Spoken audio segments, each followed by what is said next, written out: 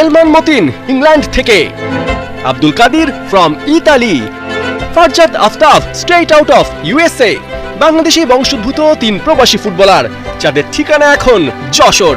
লক্ষ্য লাল সবুজের জার্সি, মঞ্চ সাফ অনূর্ধ্ব 19 চ্যাম্পিয়নশিপ। বয়সভিত্তিক সাফের আগে এই 3 প্রবাসী ফুটবলারের আশা এরই মধ্যে সংবাদের শিরোনাম হয়েছে। তবে মানুষের মনে আরো এক বিষয়ে ব্যাপক কৌতূহল। সাফের প্রস্তুতির জন্য ঢাকা ছেড়ে কেন 185 কিলোমিটার দূরে বাফুফের এই ক্যাম্প? রাজধানীর আধুনিক সুযোগ সুবিধা কি সেখানে মিলবে? উত্তরের জন্য যশোরের শামসুল হুদা ফুটবল একাডেমিতে চোখ ফেলতেই সব স্পষ্ট হলো। 3টে মাঠ, আধুনিক আবাসন, ফুল ফ্লেজড জিম, উন্নত ডাইনিং, কি নেই সেখানে? 65 বিঘার এই একাডেমিতে যা আছে ঢাকায় তা এক কমপ্লেক্সের ভেতরে মেলা বেশ মুশকিল। আর এই একাডেমি যার, তিনি বাফুফের সহসভাপতি ও ডেভেলপমেন্ট কমিটির চেয়ারম্যান নাসের শাহরিয়ার জাহেদি। যেখানে বিভিন্ন ফেডারেশনের পদ পদবি ব্যক্তি স্বার্থে ব্যবহারের অভিযোগ আছে, সেখানে নাসের শাহরিয়ার জাহিদি নিজের ফ্যাসিলিটি জাতীয় দলকে দিয়েছেন সম্পূর্ণ ফ্রিতে। কিভাবে এলো এই প্ল্যান আর কেমনই বা মিলছে ফিডব্যাক? বাফুফের সহসভাপতি জানিয়েছেন পর্দার আড়ালের সব কথা। ঢাকাতে আমরা টিমকে রাখার প্রপার জায়গা, কমলাপুরে যেটা আছে সেটা প্লেয়ারদের অনেক কষ্ট করে থাকতে হয়।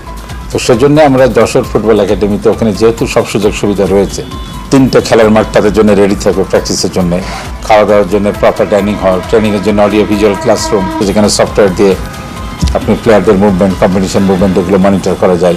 তো সব কিছু মিলে অ্যাজ আই হ্যাভ হার্ড তারা খুশি সোফারে 2-3 দিন হলো। তো সাফ অনূর্ধ্ব 19 শেষ নয়, এরপরই শুরু হবে অনূর্ধ্ব 17 দলের ব্যস্ততা, যেখানে বয়সভিত্তিক এই দল অক্টোবরে সাফ ও নভেম্বরে অংশ নেবে এএফসি এশিয়া কাপে। তাই মে থেকে অক্টোবর পর্যন্ত 5 মাস ব্যাপী যশোরের এই একাডেমিতে ক্যাম্প করবে অনূর্ধ্ব 17 দল।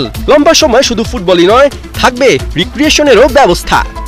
আমরা মে জুন মাসের দিকে এই টিমটা যাবে এবং ওখানে তারা একটানা 3-4 মাস একটা রিগোরাস প্র্যাকটিস করবে। এর ভিতরে তাদের কিছু আউটিং থাকবে, ফান ফেয়ার থাকবে, যাতে তারা বোর্ড ফিল না করে। উদ্দেশ্যটা হলো যে টিম কোঅর্ডিনেশনটাকে একদম যতদূর সম্ভব একটা well coordinated and skill team হিসেবে আমরা এফসিতে এবং সাফে পার্টিসিপেট করতে পারি।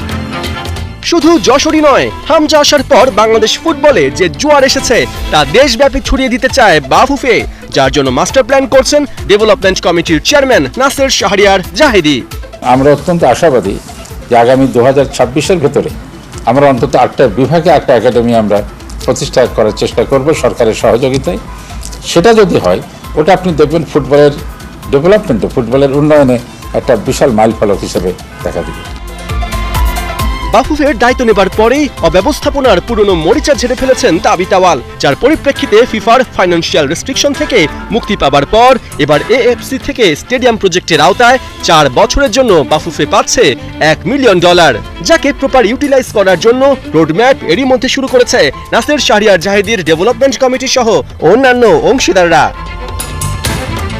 পার্থ বণিক, 71, ঢাকা।